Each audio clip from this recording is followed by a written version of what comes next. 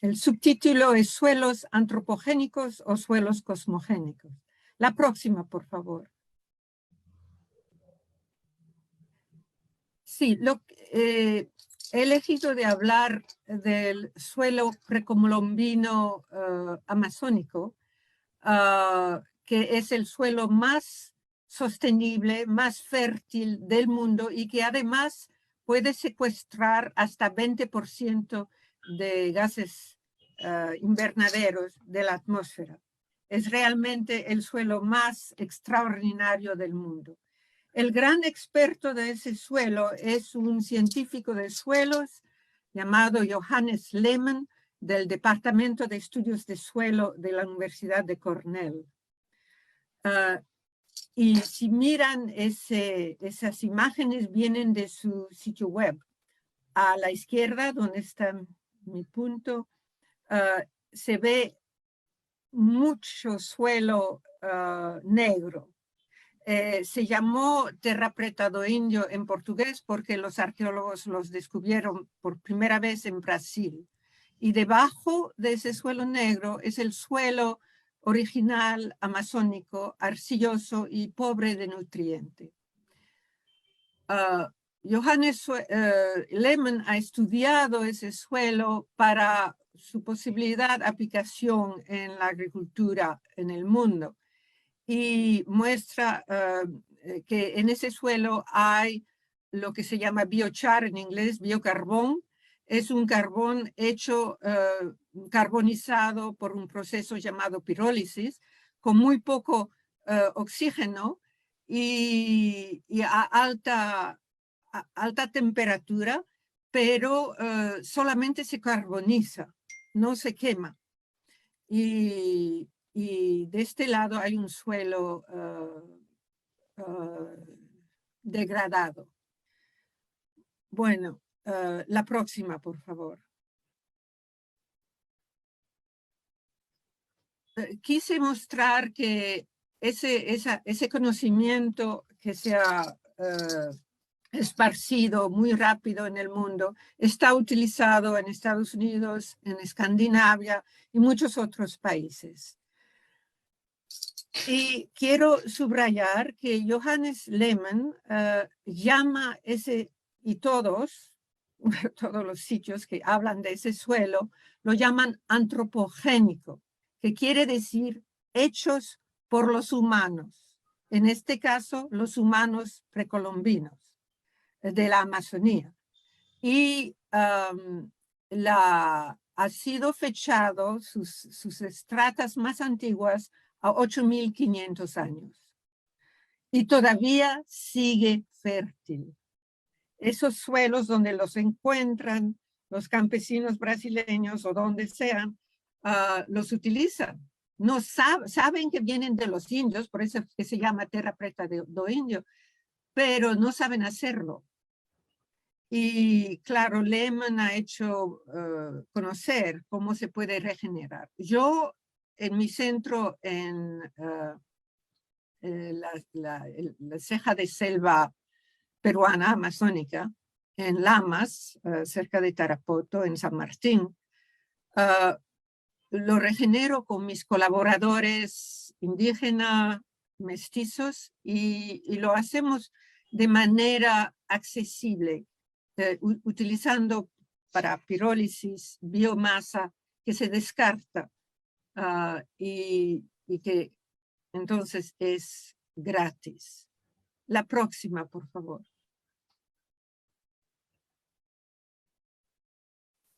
Eso es un mapa arqueológico de la cuenca amazónica y los puntos en rojos indican centros ceremoniales. Los azules, asentamientos circulares de terraplenes. Los blancos, asentamientos fortificados. Y en amarillo, creo que hay un amarillo, terraplenes con grandes plataformas. En negro, otros sitios habitados. Entonces se ve que ahora ya sabemos que la Amazonía De hecho, según los arqueólogos, es la cuna de la civilización en las Américas. Las civilizaciones más antiguas de las Américas se encuentran allí, así como la cerámica. La primera cerámica de la hemisfera occidental de las Américas se encuentran allí. He elegido la próxima como ejemplo. La próxima, por favor. Ya lo mostró Ricardo Chirinos, me di cuenta. Es el sitio arqueológico de Monte Grande en la alta Amazonía peruana con Tierra Negra, ¿no? En la región de Jaén, donde, como nos los dijo Ricardo, donde hay la curva del Marañón y donde se puede ir desde la selva hasta la sierra. Y he elegido ese ejemplo porque no es tan lejos de Lamas, es mucho más al norte, pero es la misma, digamos, ecología. Porque quería ilustrar con la próxima imagen, por favor. Viene de Monte Grande, ¿no? Y aquí, no sé si lo pueden ver suficientemente bien, aquí hay una tumba con un esqueleto que tiene esos caracoles como un collar. Y aquí a la derecha hay una foto contemporánea de la editorial limeña Apusgraf del maestro Juan Flores de Pucallpa, con su collar de los mismos caracoles, su mapacho. Y aquí está la liana de ayahuasca. La he elegido porque hay una continuidad, para ilustrar la continuidad entre las culturas, por ejemplo, donde en Lamas es la cultura dominante o más numerosa, que se llama Quichua Lamas. Juan Flores, él mismo es Ashaninka, creo. Y las culturas precolombinas amazónicas. Y la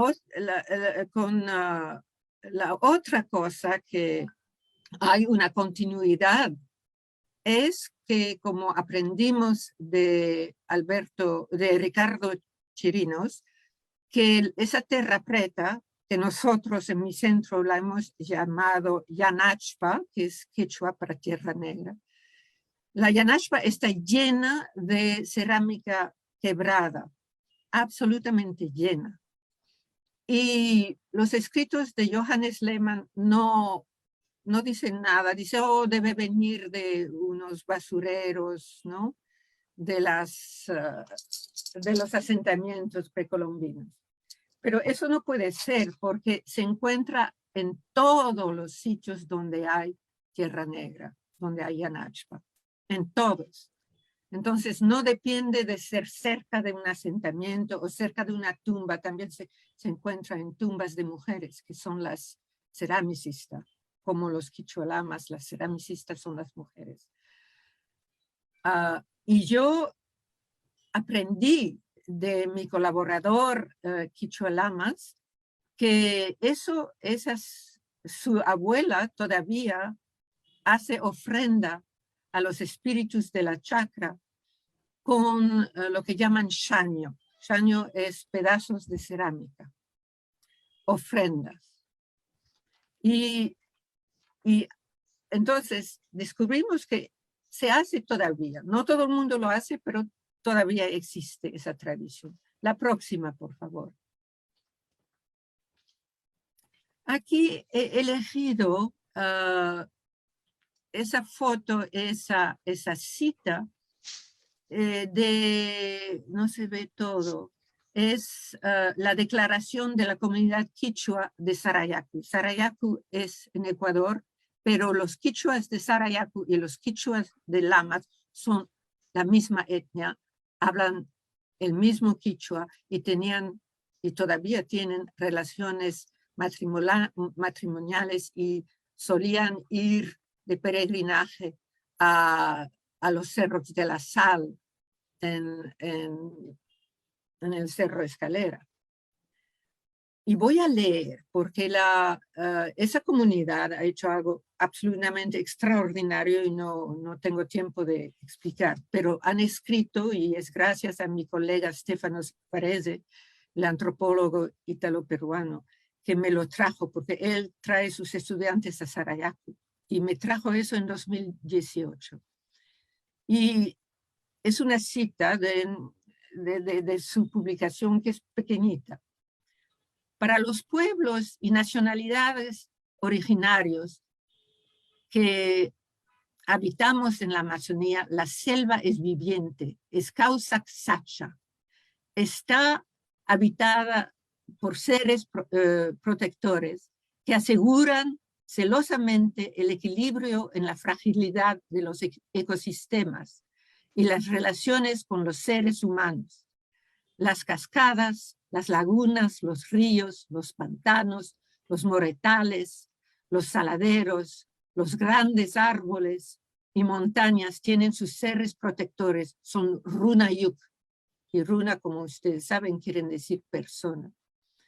Estos sitios son pueblos constituidos por los seres que tienen una vida semejante a la del ser humano. De la relación continua con los seres protectores de la selva depende la perpetuidad de causa sacha, la selva viviente. Por tanto, el mantenimiento de la diversidad de la vida. Ello, a su vez, permite el equilibrio natural y la armonía vital entre los seres y nuestra propia continuidad como pueblos.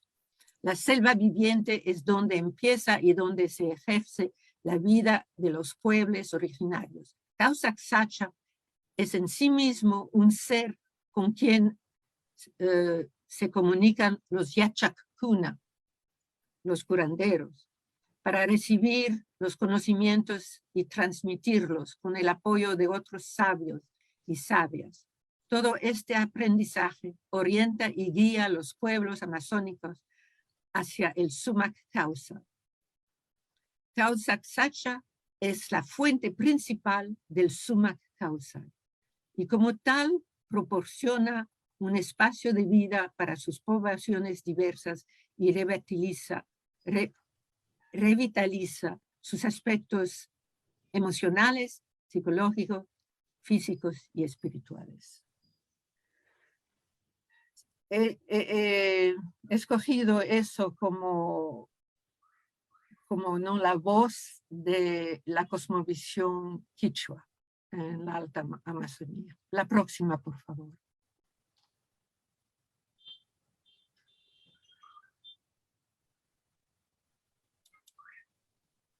Hello, por favor, ¿alguien? La próxima. Gracias. La próxima, Francisco. Eso es, no se puede hacer más grande, ¿no? Tomar toda la pantalla no es posible. Poner tipo presentación, por favor, Francisco. Se vería mejor. Gracias. Uf, pero se mezclaron. Yo no sé por qué ha venido eso. Bueno.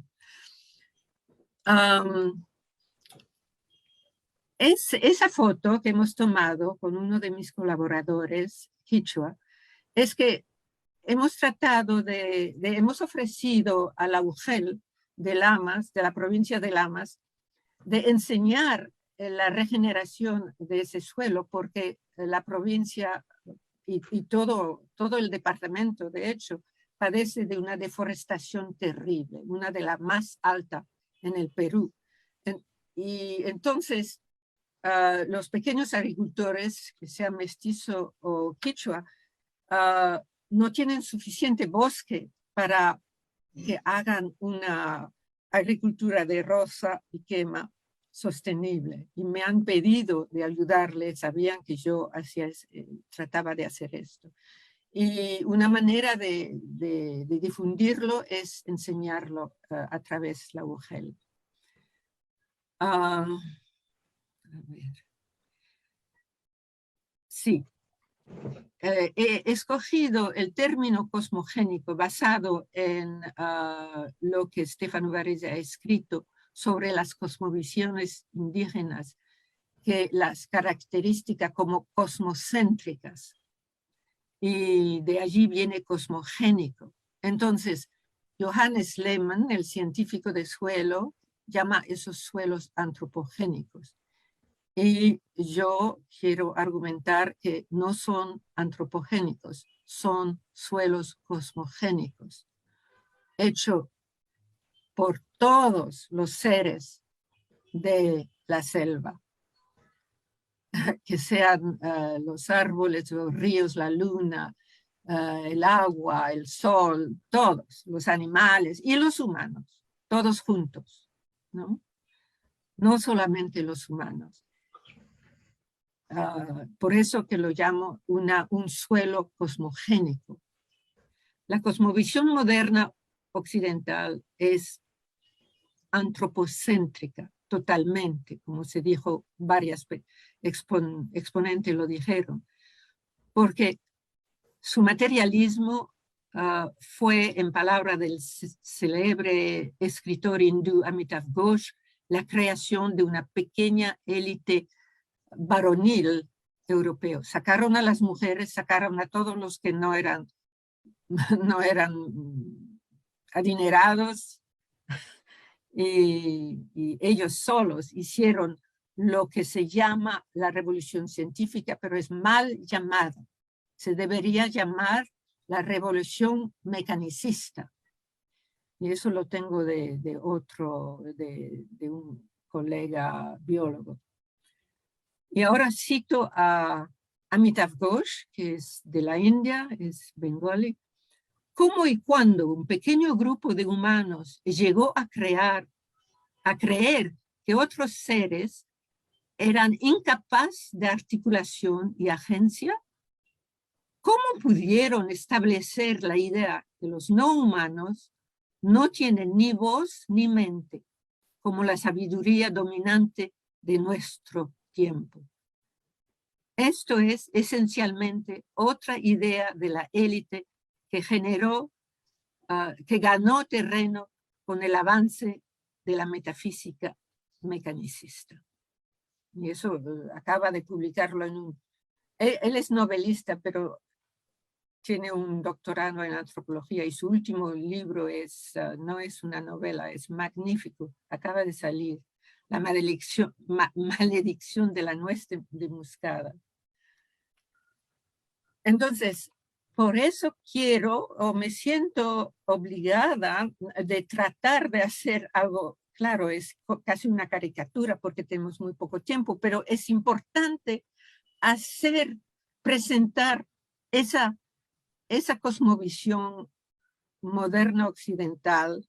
Tiene, claro, raíces mucho más antiguas, pero cómo la vivimos ahora, cómo emergió en los siglos XVI y XVII, es cuando realmente la modernidad emergió y se puso en todas las instituciones del Estado-Nación. La próxima, por favor.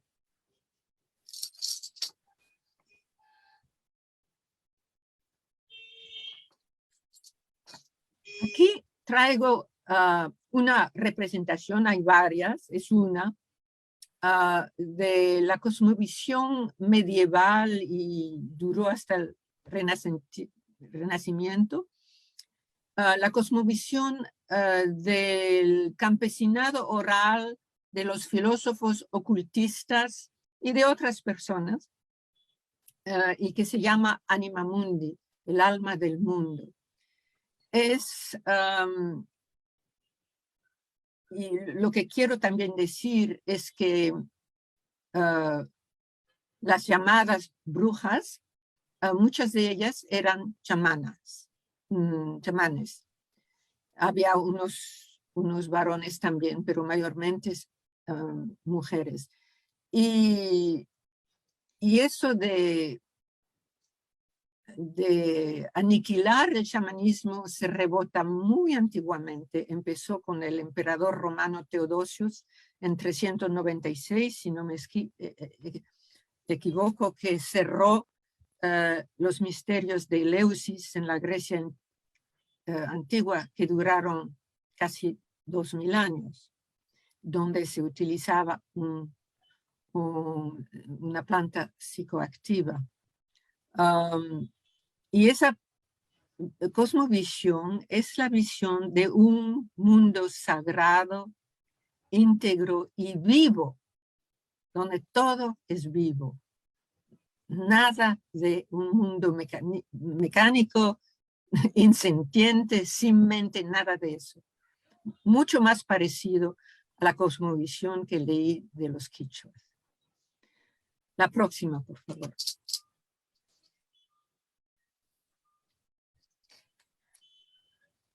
Bueno, el Papa Inocente VIII, aquí, en 1484, es decir, antes de Colombo, llegando a las Américas, declara las llamadas brujas herejes, así como a muchos de los filósofos ocultistas. Pero la persecución de tales personas empezó antes. Al final del siglo XVII, la erradicación fue completa y exitosa. Y eso me parece, según lo que yo he podido aprender, es único a Europa del Oeste. La época de la hoguera, donde quemaban viva las brujas, los brujos, eso es los tiempos de la hoguera y de las guerras de religiones entre la nueva iglesia protestante, que salió en 1521, y los católicos,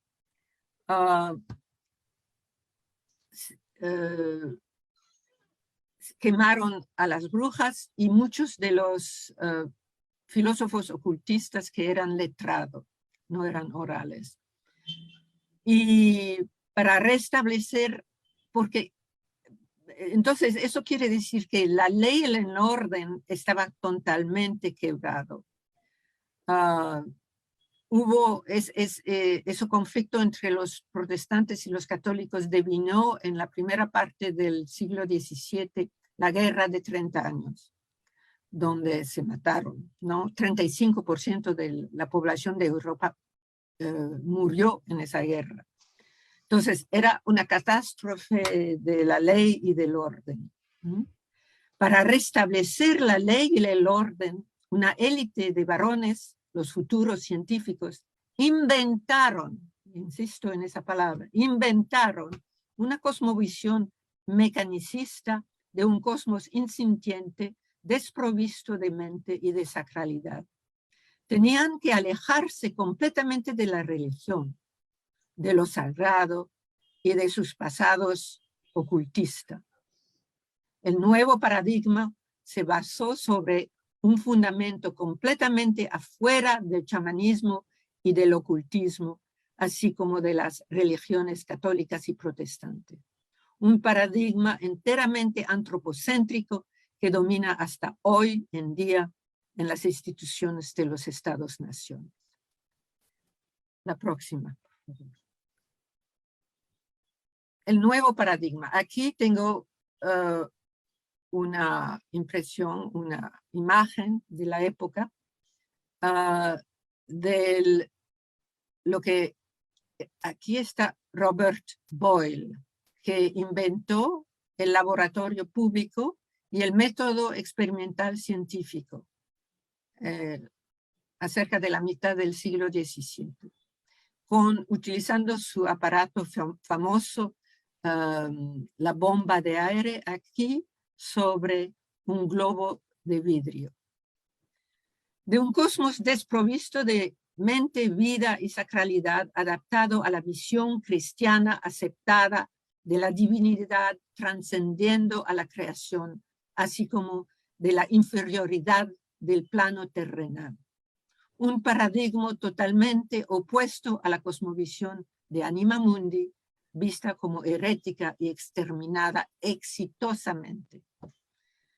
En 1685, Robert Boyle, creador del laboratorio y la metodología científica experimental, ha escrito lo siguiente: la veneración con que los hombres están imbuidos por lo que ellos llaman naturaleza ha sido un impedimento desalentador para el imperio del hombre sobre las criaturas inferiores de Dios. La colonización de las Américas, las Indias y el sistema esclavicista había ya empezado al principio del siglo XVI. El imperio sobre las criaturas inferiores de Dios comprendió ambos los no humanos y lo humano. Esta práctica colonizadora empezó con el campesinado oral europeo y sus tierras comunes, que fueron cercadas, y fue exportado al mundo. La siguiente. Después de más de 3 siglos del paradigma materialista, había muchas imágenes que hubiese podido escoger, pero esa de un ave marino muerto y se ve que tiene adentro del cuerpo, tiene plástico. Para mí, cuando lo vi la primera vez, uy, casi estuve llorando, es horrible.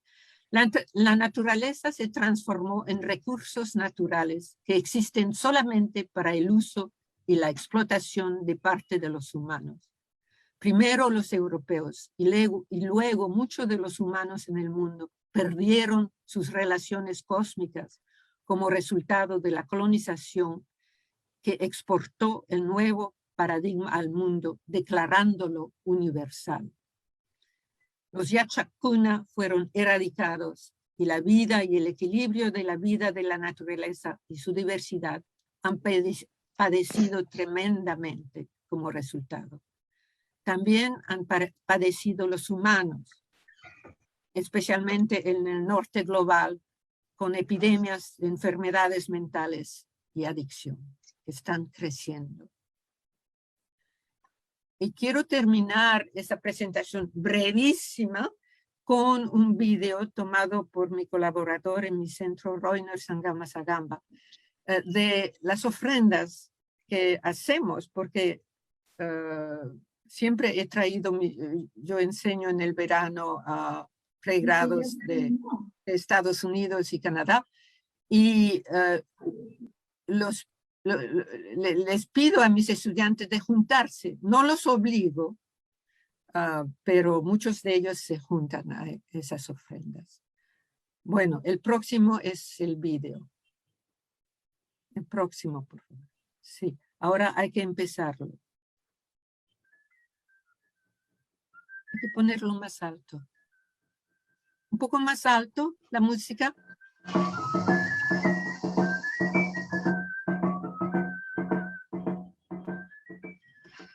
Pachamama.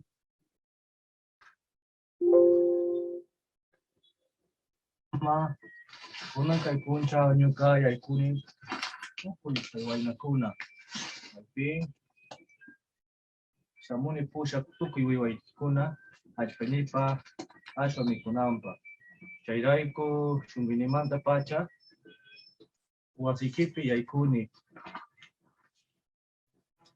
Todos, en esta mañana estamos reunidos para pedir permiso a nuestra Pachamama para ingresar y recolectar los microorganismos del monte, que estos nos van a servir para nuestra buena producción, para mejorar la producción, la cosecha, y para eso te pedimos permiso para ingresar. Gracias.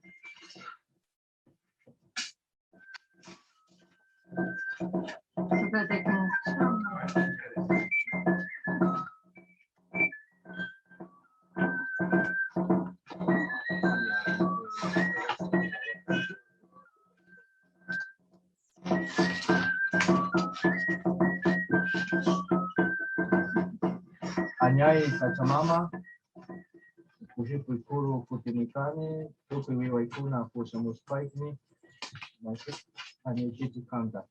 Anyay Sachamama. Gracias, Monte, y agradecemos por llevar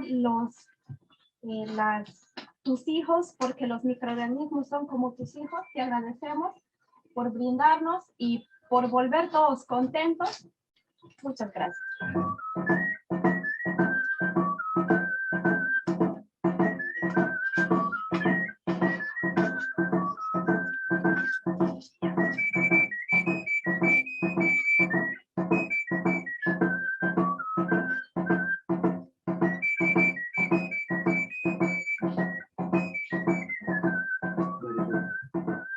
Tata Inti, Mama Kija, Sachamama,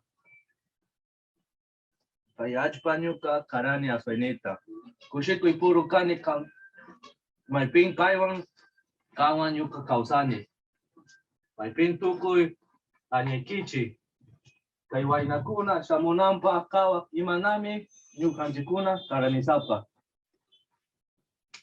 Anyayajpa.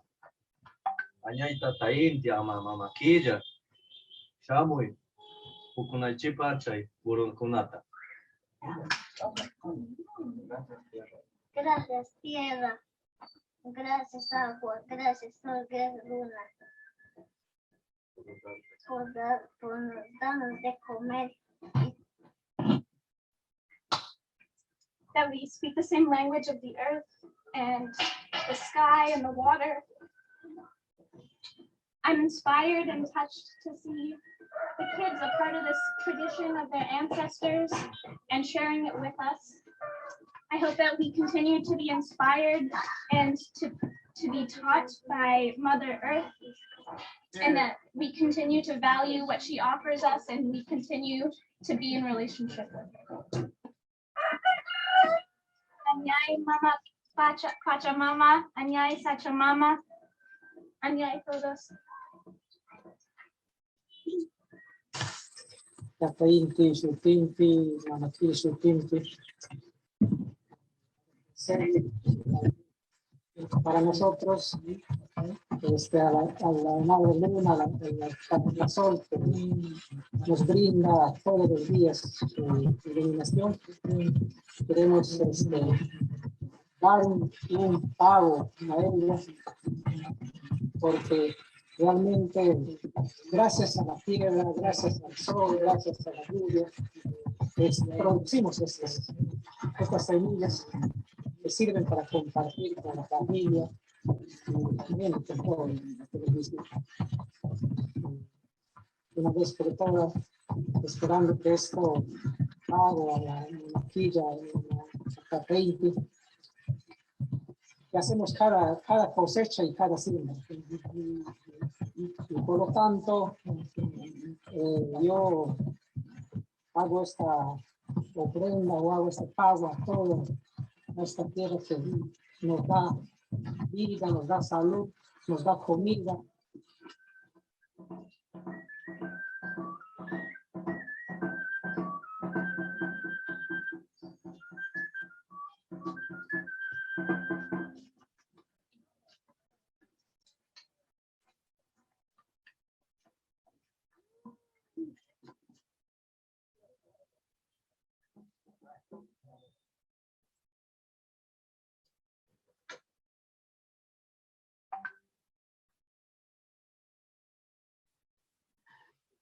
Bueno, no sé qué hora es, si tenemos un poco de tiempo. Claro, mi miniatura, caricatura de la historia de la modernidad, del paradigma mecanicista, no sé si ha podido tener sentido, ¿no? Porque fue tan rápido. Pero con el video quería mostrar lo que todos ustedes saben y muchas personas han hablado de eso. Que yo en mis cursos para estudiantes de universidades de Estados Unidos y Canadá,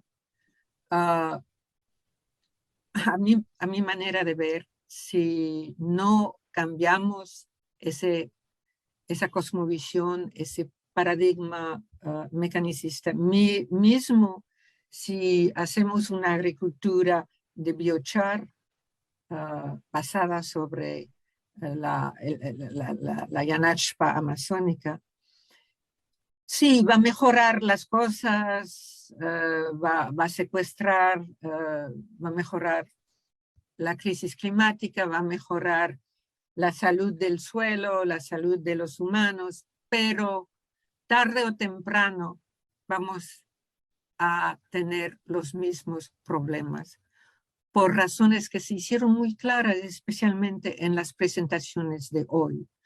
Porque como lo dijo Boyle, ese paradigma es para el imperio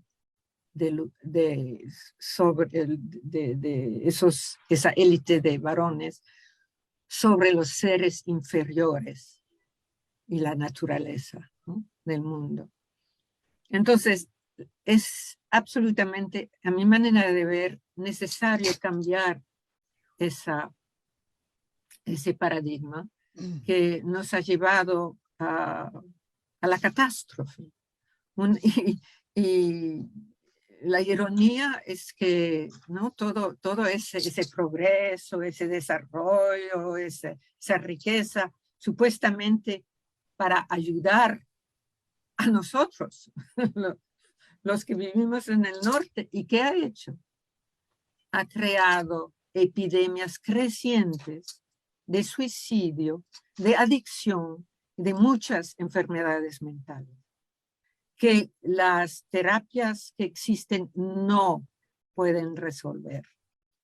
La gran ironía que viene de la gran generosidad de los espíritus y las deidades es que la única cosa que puede, que es exitoso en sanar esas epidemias son las plantas chamánicas. Todas las plantas chamánicas. Y la están estudiando. Tristemente tiene que ser el estudio científico, porque es la única cosa que es reconocida como válido, ¿no?, como conocimiento cierto y válido. Pero es casi una contradicción. Funciona.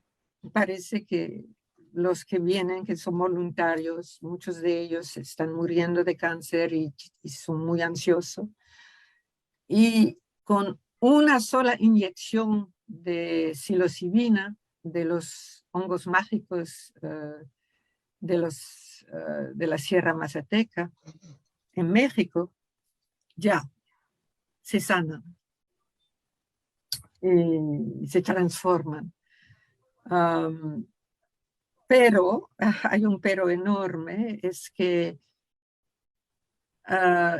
eso no se puede hacer. Todas las plantas sagradas, que son plantas chamánicas y que no son plantas o hongos adictivos, ninguno de ellos, fueron declaradas en 1970 juntas con la cocaína, la heroína, el oxycontin, que es una medicina que te adictas, y otros adictivos, sin diferenciar. Para mí, eso exprime el último estallo de esa ira tan vieja, tan anciana del occidente contra el chamanismo. Y el chamanismo, las plantas sagradas, como lo dijeron otros, nos hicieron quien somos. Homo sapiens sapiens, los humanos, en las cuevas paleolíticas, las más ancianas, hay chamanismo. Del chamanismo fuimos lo que somos, ¿no? Pero el occidente ha tenido una rabia contra contra estas. Ambos los protestantes como los católicos.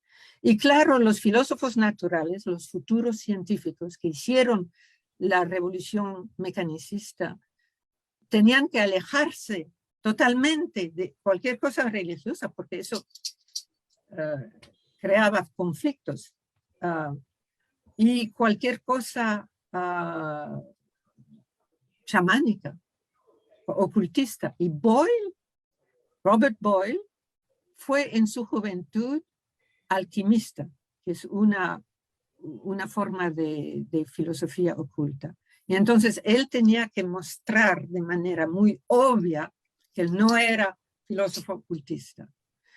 ¿Qué hacían los filósofos ocultistas?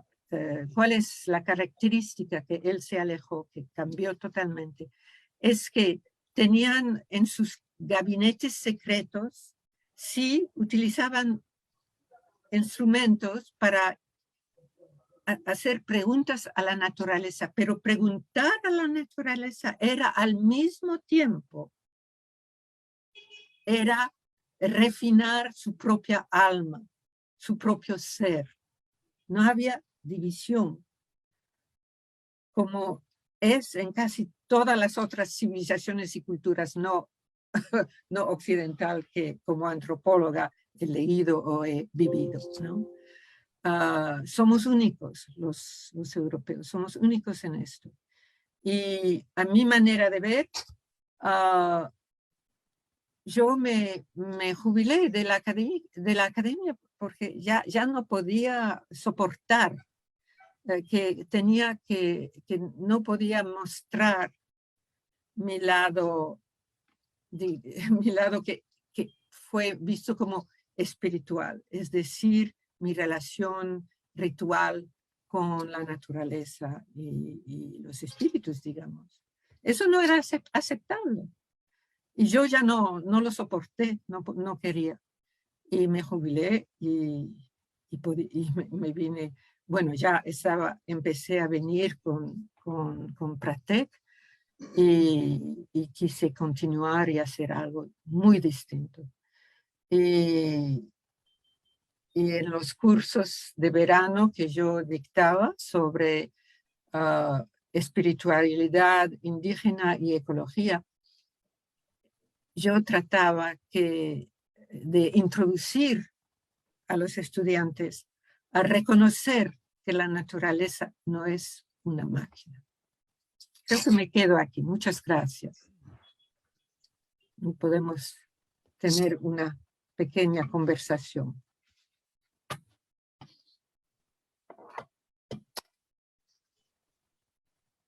Hola, Ricardo. Sí, te decía, Frederick, aquí hay algunas, en primer lugar, amigos que te dicen, te comento, brillante exposición, Frederick, ¿cómo podemos acercarnos al Causa y Sacha? Lo que aquí también preguntan, por ejemplo, ¿ha habido diálogo entre esas tradiciones alquimistas con las tradiciones andinas, por ejemplo, con personajes como Garcilaso? Hacen una pregunta que lo traslado. Y bueno, y felicitaciones, todos son felicitaciones, por supuesto. Ay, gracias. Frederick. Me parece Entonces, que fue muy aquí, esquemático, muy caricaturista, no, pero gracias. creo que abre, como siempre, la posibilidad de todos los amigos que estamos, por favor, si habría alguna pregunta para Frederick, tenemos unos minutos. Eso de Garcilaso, no lo sabía, Sí. es fascinante porque una de las cosas que siempre me sorprendió es que en Europa erradicaron exitosamente el chamanismo y los chamanes. Ambos, los católicos lo hicieron y los protestantes en Escandinavia, con los samis, los indígenas del norte, ¿no? Muy norte. Pero en las Américas no, aunque tenían las leyes de extirpación de idolatría y todo eso, no lo lograron. Tiene que ver algo con eso probablemente. Felizmente no lo lograron, felizmente. Claro, claro. Está abierto, amigos, desde la Sierra Mazateca te manda un saludo, desde la Sierra Mazateca te mandan saludos. Una pregunta, ¿por qué los europeos llegaron a ver hacia el mundo? Si antes celtas y demás eran animistas. ¿No fue por el monoteísmo que coloca lo sagrado fuera del mundo empírico? Sí, eso es el meollo del asunto. Dios está encima de su creación, afuera y encima. Y lo terrenal es inferior. Es inferior.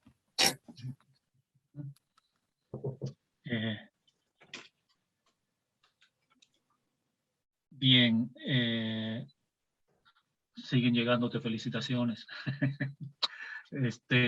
Sin número de felicitaciones, Frederick. No, que te lo voy a pasar, te lo vamos a pasar. Hugo, quisiera hacer una pregunta, ¿se puede? Sí, adelante, por favor, Jackie. Sí, adelante. Quería saber su opinión. La opinión de la Pon tu doctora video. Frederick. Pon tu video, Jackie. Quiero saber quién es. ¿No? No te veo, Jackie. Ah, hola, aquí estás. Hola, ¿qué tal? Bien, ¿cómo Quería estás? saber su opinión. ¿Cómo cómo recuperar una espiritualidad compenetrada con la naturaleza en las ciudades? Ya que en el mundo es la mayor parte de la población la que está viviendo en ciudades, y aquí en el Perú las ciudades intermedias están creciendo bastante. ¿Cómo podemos hacer?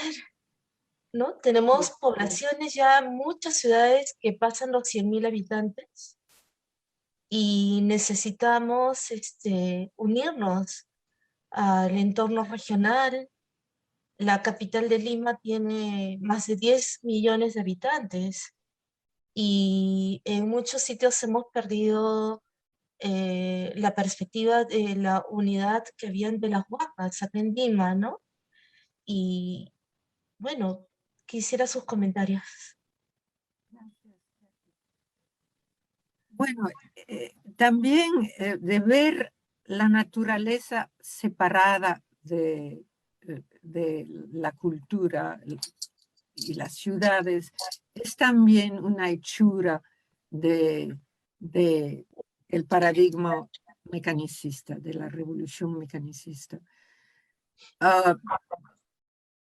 No hay una naturaleza afuera de la ciudad. Está en la ciudad. Hay el cielo, hay las nubes, hay árboles, hay pájaros, hay animalitos, ratas, claro, mucho más en las ciudades, pero y en la India la rata es sagrada. Hay un templo, es sagrado a Ganesh, el dios con la cabeza de elefante, y tiene su templo donde las ratas, y vas descalzo, porque en los templos tienes que ir descalzo. Así que nosotros tenemos esa idea, uy, las ratas es feo y malo, etc. Pero hay vida, hay agua, hay aire, hay nubes, hay sol, hay luna, hay árboles, aunque pocos, pero hay. Es decir, que de pensar que debemos vivir en la selva amazónica para ser uno con la naturaleza, entre comillas, a mí me parece no es necesario. Yo vivo en la ciudad cuando no estoy en Lamas, mi centro felizmente, y lo quise así, así está lleno de árboles y de flores y de... y de pájaros, siempre cantan. Pero en Cambridge es una ciudad, pero hay árboles. Y cuando el sol brilla, las hojas brillan, y veo la luna, ¿no? Y las fases de la luna, y veo como, y a veces el viento sopla muy fuerte y lo oigo, bueno, y hay ardillas, hay pájaros, hay conejos. El Harvard Square, que es muy cerca de mi casa, ha sido colonizado por ¿cómo se dice? Ese pájaro que se come, en francés se llama dinde, y en inglés se llama, con mis idiomas se me cruzan y no me acuerdo, pero es una ave enorme así. Han colonizado y se pasean con todos sus hijos y sus parejas bien tranquilamente donde pasan, y todos los carros se paran para dejarlos pasar. Y los conejos han colonizado a Cambridge, están en todos los sitios. Bueno, estoy diciendo eso solamente para repensar, ¿no? lo que llamamos naturaleza y no verlo afuera de la ciudad y afuera de nosotros mismos. Vale. ¿Puedo hacer una pregunta, Hugo? Sí, Gracias. adelante, por favor. Hola, Adelante. Frederick. Omar. Un poco complementando esa idea sobre la relación con el ocultismo. ¿Dónde si estás, nosotros- Hugo? ¿Dónde estás? Está, ahí te levanta la mano. Omar, Hola. levanta la mano. La- Hola. que la Hola. pantalla la tengo por otro lado. No sé qué ha pasado, pero cuando empezó el proceso pues, de extirpación de idolatrías, las prácticas no cesaron, ¿no? O sea, las prácticas del culto a las huacas se mantuvieron, ¿no? Inclusive, por ejemplo, los españoles que vinieron, la mayoría no eran letrados y practicaban cosas como, digamos, brujería, hechicería, ¿no? Y inclusive hay algunas crónicas que indican que contrataban a ex sacerdotes andinos para hacer daños o hacer, habían juicios de esa. Entonces han habido interacciones también entre esos conocimientos que tuvieron que ocultarse, tanto los europeos, que en España también pues se practicaba bastante, ¿no? O sea, no, tampoco, inclusive ahora todavía se sigue practicando ya como etiqueta de brujería, de hechicería, pero se sigue haciendo. Entonces, por ejemplo, si hacemos una historia de el curanderismo, que no es una pureza, digamos, ancestral, sino también ha habido procesos de hibridación, podríamos encontrar en esa historicidad de las prácticas curanderiles actuales, tanto de los Andes, de la costa y de la selva, un diálogo entre estas tradiciones que siguieron practicándose en Europa y las tradiciones chamanes, por ejemplo, la introducción de los perfumes o una serie de prácticas que inclusive vienen desde Oriente, ¿no? Y que han llegado también y que ya no se podría inclusive decir cuál es el origen, porque ya es parte ya de la práctica. No sé, ¿cómo ves ese comentario? Sí, tienes total razón, pero llegó a ser en el ámbito oficial, digamos, el ámbito de poder en Europa del occidente, muy peligroso estar involucrado en tal prácticas. Peligrosísimos. No podías ser, entre comillas, exitoso, es decir, tener una posición alta, y ciertamente no podías ser filósofo natural, ¿no? Y después científico. No era posible, no, era imposible. No podías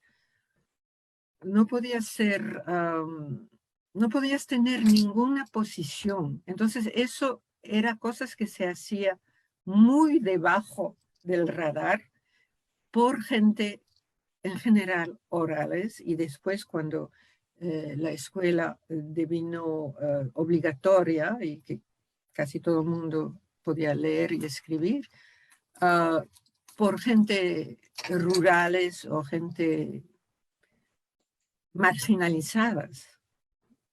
Siempre ha sido exitosamente puesto afuera del poder, del centro del poder.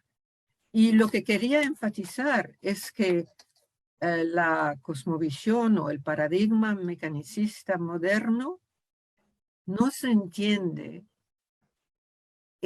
Es como es para no ser ni religioso ni brujo, para llamarlo de alguna manera, ¿no? O ocultista. Entonces, inventaron una base sobre la cual fundar un nuevo conocimiento que era completamente afuera de las religiones, que en ese tiempo era protestante y católico. Había judaísmo, pero era considerado como muy malo, sino herejes. Y también afuera del curanderismo. Entonces, lo que quise enfatizar es que la naturaleza de ese paradigma, que fue inventar, como dije, inventar esa base puramente materialista. Pero el pero que no pude enfatizar es que dicen, eso es la realidad. Y eso es universal. Cualquier persona en cualquier lugar del mundo, los humanos tenemos los mismos sentidos, los ojos, los oídos, el tocado, todo. Y es el mismo mundo ahí afuera de nosotros. Entonces, es un conocimiento universal. Lo que yo argumento en mis escritos es que esa adicción, y la llamo una adicción a la certeza universal, que empezó con la Iglesia romana, que tenía un monopolio de la educación. Toda educación era de la Iglesia, no había afuera. Y para esa Iglesia había una verdad. Y ellos decían qué era verdad y lo que no era. Y tenían el poder de decidirlo, ¿no? Con los protestantes eso se quebró. Y los protestantes dijeron, no, nosotros tenemos la única verdad. Entonces había dos únicas verdades. No puede haber dos únicas verdades. ¡Bum! Creó el choque. Entonces, lo que hicieron los filósofos naturales, se entiende por qué lo hicieron. Para sacarse de esos conflictos que no cesaban, establecieron una nueva base para un nuevo conocimiento que tenía que ser completamente afuera de lo sagrado, que sea protestante, católico o del chamanismo, que se llamaba brujería en ese tiempo, ¿no? Tenía que ser afuera de todo eso. Y eso se entiende porque se mataban, literalmente. Y yo leí obras de historiadores y les digo que lo que han mostrado en la tele de los Al-Qaeda de brutalidad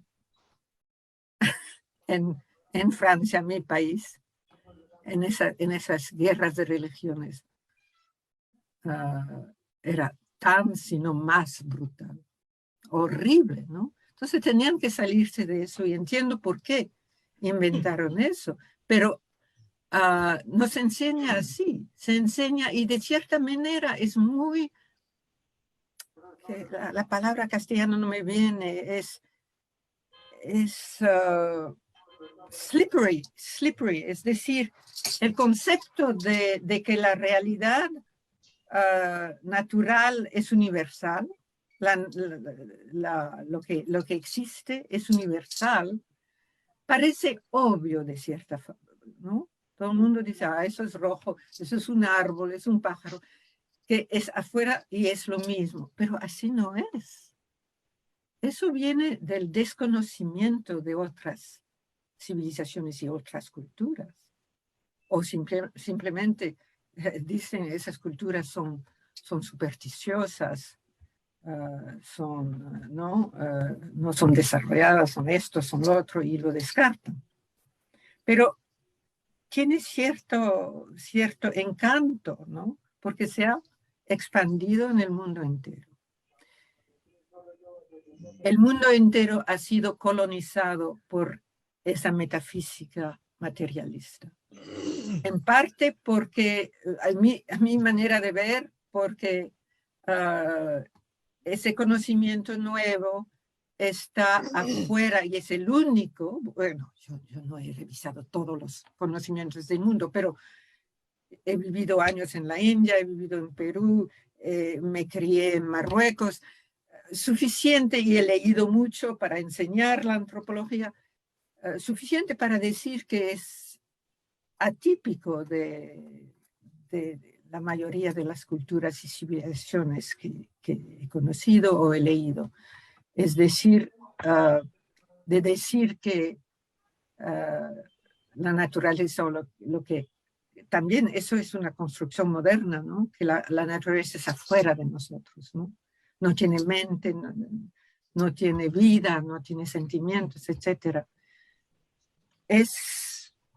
Fue necesario en esa época, pero por su naturaleza y por el ímpetu colonizador, que era el principio del capitalismo. Eso no pude hablar de eso, pero ese desarrollo cognitivo no se puede separar de la emergencia del capitalismo también. Y por su naturaleza el capitalismo va y coloniza. Una pregunta. Adelante, Mundo. Adelante, Mundo. Ya, me ahorro los elogios porque estoy pasmado de tanto saber. Una preguntita y una observación. Una preguntita es, dijiste, Frederick, que no quemaban la tierra al construir estos suelos. Hiciste una diferencia, que algo así como que no quemaban. Ese es un tema, me parece bien interesante, me interesa para justamente ver la segunda observación. Muy acertado el adjetivo de mecanicista, pero se escapan a veces los vocablos materialistas, el uso del vocablo materialista, porque una de las colonizaciones fue construir una significación de materia desprovista de vida. Entonces se desprestigia, se le priva de toda su potencialidad vital. Y entonces la materia es separada de espíritu. Y el espíritu es lo bueno, la materia eso no sirve para nada, es materia. Sin embargo, los pueblos antiguos, no modernos, y ahora sabemos que la materia es vida, es viva. Entonces es riesgoso utilizarlo de materialista. Pero por eso me interesaba el de no quemar, entiendo que no destruir algunas características de vida de los materiales que se van a utilizar en la producción del suelo. Ya. Gracias. Sí, lo que se llama la pirólisis, donde se carboniza la biomasa, que va a devenir biocarbón, que es muy importante en ese suelo precolombino amazónico, transforma la biomasa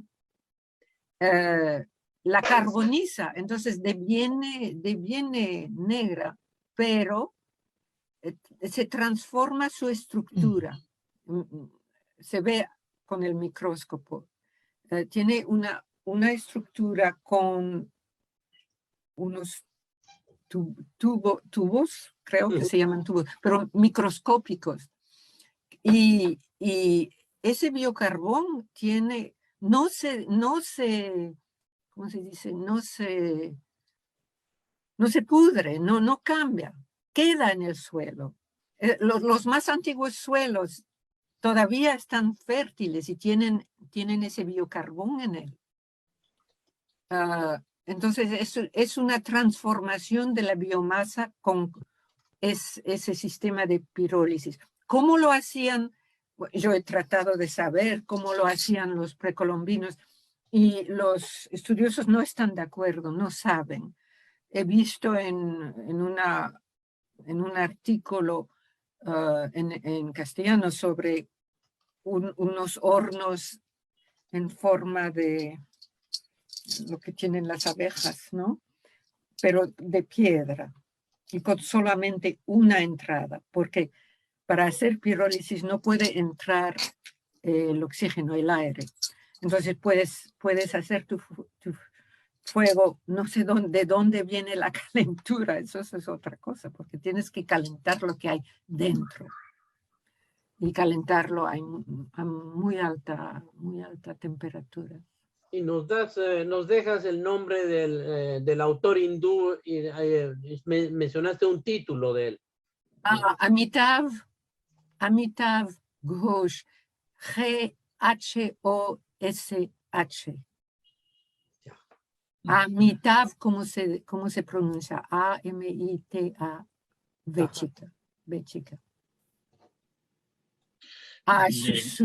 Sus novelas son fantásticos, los recomiendo. Estoy absolutamente segura que han sido traducidas. Es muy conocido el autor. Quisiera hacer un comentario, Hugo. Sí. Adelante, Ricardo. Bueno, Freddy, muy agradecido por que hayas aceptado participar en nuestro evento de Chopiato. Muy interesante, muy importante tu contribución. Y bueno, y en este día también, ¿no? Que es el Día de los Muertos, hablar como has hablado creo que es muy importante. De hecho, lo percibí inclusive en tus textos, esa energía, esa forma de plantear y plantearte, ¿no? En esta situación de crisis que vive el planeta y la humanidad, ¿no? Creo que es muy importante eso.